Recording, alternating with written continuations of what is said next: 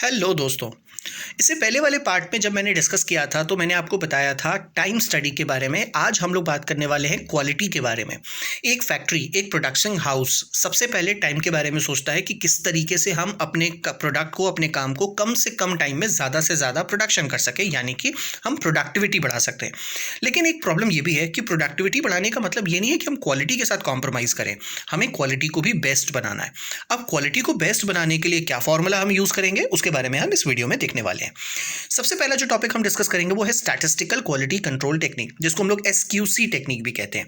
ये बेसिकली क्या कहता है इसके बारे में हम समझते हैं।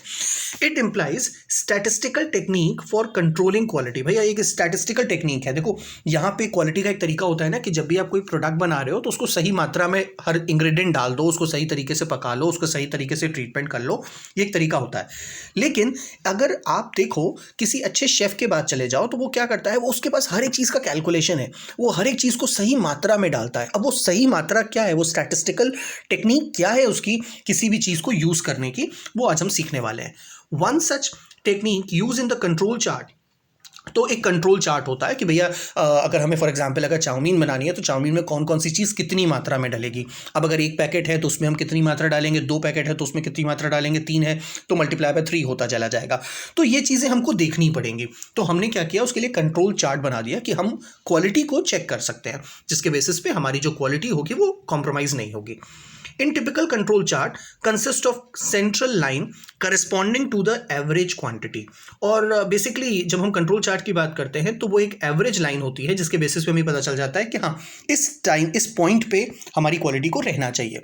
उससे अगर ऊपर चली जाए तो अपर कंट्रोल लिमिट, और अगर उससे नीचे चली जाए तो लोअर कंट्रोल लिमिट। बेसिकली हम जो एवरेज लाइन, जो सेंट्रल लाइन है, उसको हम लोग कंट्रोल लाइन भी बोलते हैं। Eight which process is referred and other lines corresponding to the upper and lower limit are called as tolerance limit। यानी कि एक क्वालिटी का जो लेवल है, अपर मैक्सिमम टू मैक्सिमम क्वालिटी का लेवल क्या हो सकता है और लोअर टू लोअर हमारे क्वालिटी का लेवल क्या हो सकता है। इससे नीचे होगा तो हमारा प्रोडक्ट को हम कैंसिल कर देंगे, और इससे ऊपर होगा तो भी वो हमारे लिए कॉस्ट मतलब बहुत ज़्यादा कॉस्टली हो जाएगा। तो हमें वो भी नहीं चाहिए। तो हमें इन चीज़ों को देखना पड़ेगा। अब जब हम कंट्रोल चार्ट बनाएंगे तो उसके लिए हमें कुछ चीज़ों को ध्यान देना पड़ेगा। सबसे पहले जो चीज़ आएगी वो आएगी वेरिएबल्स। हम क्या कौन कौन से वेरिएबल्स वहाँ पे यूज़ कर रहे हैं। They are used to maintain quality standard. देखो जो भी चीज़ आप यूज़ कर रहे हो वो एक स्टैंडर्ड बनाने के लिए यूज़ कर रहे हो। They are used to maintain quality standard for a process. These are used to evaluate the mean and variability of process distribution. They include the X mean chart and R chart. Basically हम यहाँ पे एक mathematical technique use करने वाले हैं जिसके basis पे हम ये देखेंगे कि हमारे जो प्रोडक्ट है उसकी क्वालिटी को हम कैसे मेंटेन कर सकते हैं। जिसके लिए हमें दो चीज़ों को डील करना पड़ेगा, दो चार्ट हमें बनाने पड़ेंगे। एक X mean चार्ट होगा और एक R चार्ट होगा। X mean chart is a straight and central X chart is a straight the control tendency of the central tendency of the inspected samples. It is also called the mean of mean chart। बहुत ध्यान से समझिएगा इस बात को।